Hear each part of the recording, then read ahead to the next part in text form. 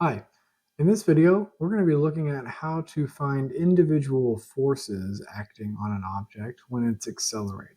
So let's look at this first example. A bottle rocket with a mass of 0.48 kilograms had an acceleration of 30.0 meters per second at takeoff. Determine the amount of upward thrust experienced by the rocket. So to analyze forces, we're going to draw the picture. We're going to create a free body diagram and label the forces acting on the rocket. So the rocket is experiencing a downward gravitational force, and in this case is being pushed up by an upward thrust being applied to the rocket. There are no horizontal forces, and so the horizontal net force in this case would be 0. The vertical net force is going to be the applied force plus the gravity. We just simply add the two vertical forces.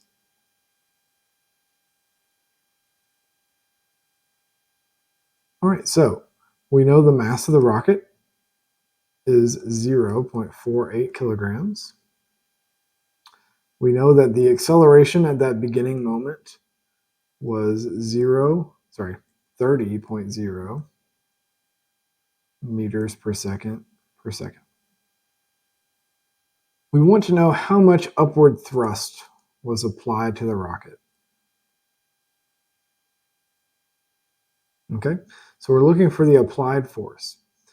The equation we're using here is the Newton's second law equation, which you may remember is the acceleration equals the net force over the mass.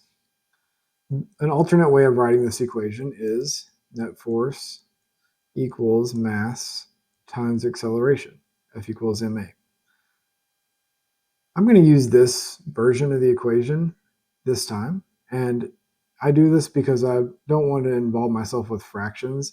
I'm going to be solving for a force, and so it's more easy to go ahead and get rid of the fraction component. I'm going to use this equation, but I'm going to rewrite it one more time over here. Instead of writing net force, I'm going to write what the net force is. As I said down here, the net force is the applied force plus the gravity force. So the applied force plus the force of gravity. I'm writing that as my net force, and that's equal to the mass times acceleration of the rocket. Okay, so to find the applied force, that means we need to know these other three pieces. We need to know the mass of the rocket, which we do. We need to know the acceleration, which we do.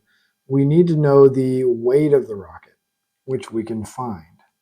So to find the weight of any object, remember the weight is the mass times g. G is negative 9.81 meters per second. So 0.48 kilograms times negative 9.81 meters per second squared. Put this into my calculator. 0.48 times 9.81 is negative 4.7. So I have quickly found the weight of the rocket. That's important because I needed it right here.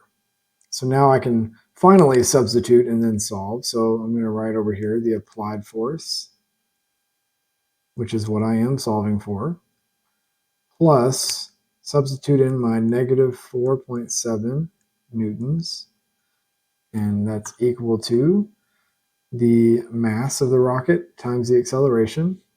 I wrote above the mass was 0.48 kilograms, and the acceleration is 30. Now it's a matter of just doing some algebra to solve. So I'm going to first multiply these two quantities together. So 0.48 times 30, that's 14.4. It's kilograms times meter per second squared, so that ends up being newtons. And what I have left over here is the negative 4.7 newtons. That's being subtracted from the applied force. So I need to add 4.7 newtons to both sides. So when I do that, those cancel out. And the applied force is 14.4 plus 4.7, 19.1 newtons. Now, does this quantity make sense for it to be 19.1 newtons? I think so, because we know that the rocket weighs 4.7 newtons. So the applied force, excuse me, must be much higher than the weight in order to get some kind of vertical acceleration here. So that's all I've got for you in this video. Remember, confusion is the sweat of learning.